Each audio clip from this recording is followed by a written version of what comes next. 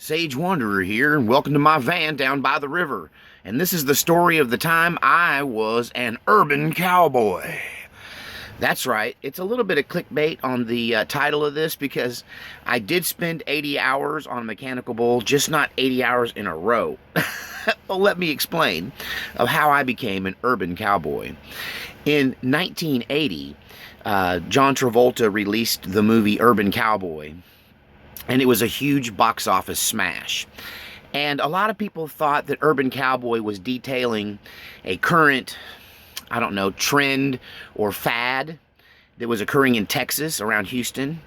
But actually, after having lived in Texas, I can tell you that the Urban Cowboy fad was not a fad at all, but rather it's what happens when country people kind of get absorbed by the city. And that the honky-tonk lifestyle goes way back to the very beginning, to the saloon days in Texas. And that the roadhouse and the honky-tonk and the barn dance are definitely a staple of Texas culture. And so the movie, for people in the Pacific Northwest and people in other parts of the country, it kind of triggered a fad of cowboy stuff. It triggered a resurgence in country music, and suddenly you had a big fan base of country music. Country music started to change and take on a little more pop edge to it, and it was just an interesting time to be involved in the cowboy life. And so when this trend exploded nationwide and people were very much obsessed with the honky-tonk life and mechanical bulls in general, my sisters and their two husbands started talking about how they might make money off of this fad, because the bucking machine, or the mechanical bull, was a well-known training device amongst cowboys. And my sister happened to be married to the first cousin of the current reigning bareback champion of the world, rodeo cowboy, Bruce Ford. And so he was very much aware of bucking machines and these training machines that they used to train rodeo cowboys. And he was aware that people had started putting them in bars, and there was nothing like that in the entire state of Oregon. There was not one single bucking machine in the entire state of Oregon, either in rodeo training facilities or in bars, and you had to go as far as Texas or Oklahoma to see mechanical bulls or to ride one. And so everybody, after the Urban Cowboy movie, wanted to ride a mechanical bull. And they thought, hey, this is a great money-making opportunity. So they decided to buy a mechanical bull and make it portable and move it from bar to bar and charge an admission to ride on it and make a little cash like a carnival ride. And they were discussing this, my two brother-in-laws, and I was riding in the back, and my two sisters were in another car, and we were on a road trip. And they were just talking back and forth, talking. And I was about 12 or 13 years old. And I kind of sleepily sat up from the back seat and made a little pun. I said, you know what? This whole thing sounds like it's just a lot of bull. And they just started laughing. Oh, a lot of bull. That's funny. That's a good pun. Ha, ha, ha. Yeah, it's just a lot of bull. And I said, that's what you ought to call your company. A Lot of Bull Incorporated. Oh, that really got them laughing. And that, as it turns out, is what they ended up calling their company. A Lot of Bull Incorporated. So the first step was to purchase a bull.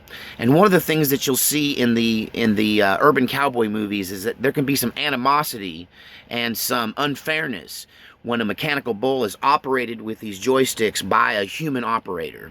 That if you fall off, you're going to blame the human operator. You're going to get mad at him because he knocked you off the bull.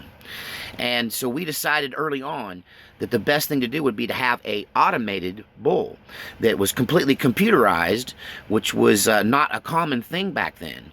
And so my brother-in-law called his cousin Bruce and asked him about these bucking machines, and he said there's a place in Oklahoma that has these, and there's a guy there that runs this rodeo school, and call him, because he was one of the technical experts that helped work on the Urban Cowboy film, and he's at the cutting edge of these bucking machines. Now keep in mind, this is 1980, 1981. So we he made the phone call out, had a conversation. This is before the internet, you know, so if you want to learn something, you had to learn it from a human being. So he called out and talked to this guy, and he went, hey, tell me what is the best bucking bull on the market today, and, you know, what's it's going to cost me if I was to buy one, and do they make them that are automated and not ran by an operator? And he went, well, that kind of narrows it down to one bull. There is one bull that's everything you want.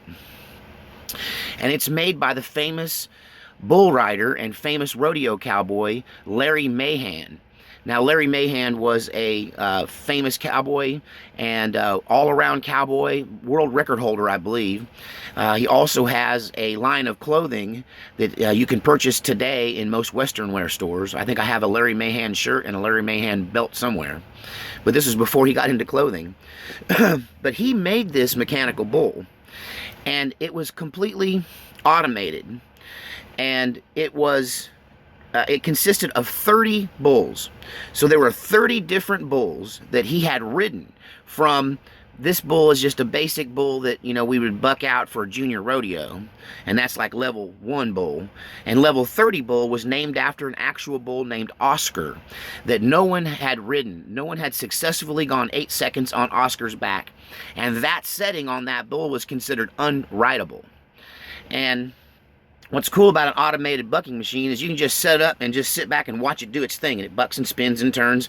Oh, we used to put it on Oscar to show people what it would do, let it run around on Oscar. And so at any rate, we thought this will be a great opportunity to make money, and so they made the investment. The bull cost $7,500 for the completely automated bull and the inflatable bag that people fall into when they get knocked off. And it took a while to get it sent out, you know, and then we had to set it all up and wire everything, and then we had to put the system together so that we could move it from club to club. And when it got first set up, I was one of the first people as a 13-year-old to get to ride it. And riding that bull became an obsession for me.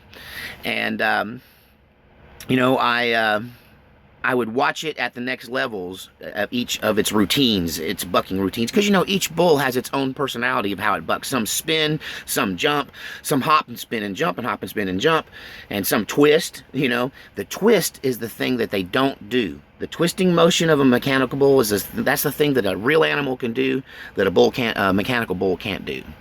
But to be honest with you, I've ridden a mechanical bull for 80 hours, but I would not ride a real bull, not even once, because, you know, the mechanical bull is designed not to hurt me, and the actual bull is trying his best to kill me. So I don't ride the real ones, but I rode the mechanical ones. And what's interesting is that we set it up in their garage. They had a big 3-car garage. We set it up in there. The bull cost $7,500, and I think they were in for 10 for the all of the bags and the equipment and everything that goes with it. The whole system was right at $10,000, which would have been about the price of a new car back then, or a luxury car, really. And by today's standards, you're probably looking at 30 grand is what the initial investment would have been in today's dollars. But they set it up in their garage, and I started watching. I would run it and watch it and then ride it, and then run it to the next level and watch it and ride it. And it became an obsession, like a video game for me. And I rode that bull every day for about a month. So I did the math, and it works out to probably about 80 hours of actual saddle time on that bull over the course of a 30-day period until I was riding that bull. Now, I don't think I could ride any other mechanical bull that well. I don't think I could ride a real bull that well, but that one, because I could watch it run, do its automated run, and memorize it. And you know, I guess it's that memory of I am the guy that plays 11 instruments. So, but anyway, I would watch the thing buck, and then I would memorize it, and then I would get on, and I could be ready for each turn, each dip, each spin. And I got it up to about level 23. I just couldn't get past that bull. I forget what its name was. What's interesting is that all 30 of these bulls had actual names, and that was programmed for characteristics of the actual rodeo bulls that Larry Mahan had ridden. So My sisters and their husbands ran this bull with a little help from me, although I couldn't go to the nightclubs because I was just a kid. And they ran this bull in Oregon bars. If you rode a mechanical bull in 1980, 81, 82, or 83, it was this Larry Mahan bull, because it was the only one in this state. And my brother-in-laws and sisters ran this bull for about 6 months is all they ran it. They made an astounding $30,000 in 6 months, which would be like making $100,000 in 6 months, just running it on Friday and Saturday nights. And that was profit above all their expenses, above their bar tab, above their dinner tab, above their gas bill. That was just pure profit that they pulled $30,000 off. And that doesn't include, they probably grossed 50 because they paid off all of their expenses, plus they paid off the bull in totality. And they ran it for 6 months. Then they sold the whole thing, the name, A Lot of Bull Incorporated, the bull, and all the stuff that went with it, and the connections to the bars they were running it, to somebody else, and they sold that to them for $15,000 as a business. So they made a lot of money in a short amount of time. And little interesting side note, they took all that cash and they decided to go on a big blowout trip to Vegas. And while they were there, they were having so much fun, and they were being so wild and gregarious and outgoing, that the producers of the game show Gambit, which is not on anymore, but once upon a time was a decent game show, found them in a Las Vegas casino and went, "Hey, you want to be on Gambit?" My sisters and their 2 husbands each got to be on Gambit. All 4 of them were on Gambit, where I guess they roll the big dice. And I wish I had video of my sisters on Gambit. One lost, but the other one won $2,000, which pretty much paid for their trip. So, hey, it was a good time for them. They made some great decisions. But that's the story of when I was an urban cowboy. I'll tell you this, that I did get to run this in public, because we went to the South Salem High School and got the high school gymnasium and rented it out. And we had a big event of all ages, because younger people wanted to ride this and they couldn't because it was always in bars. And so we charged an admission to get in and watch the thing. And we also charged a ridiculous amount, because there was no beer being sold and the bar wasn't paying us a kickback because we were having to pay to use the gym. So we were charging $20 a ride, which would be like a $50 bill nowadays, or $60 to ride the thing. It was crazy. Or we might have been $10 a ride and 3 for $20 or something. And then there was like, I think, $5 a head just to get in. And we did have Larry Mahan come out for that event, as well as Bruce Ford came also, and he was the current reigning bareback champion of the world. And Larry Mahan had been the former all-around cowboy for the national rodeos. And so yeah, it was a fun time.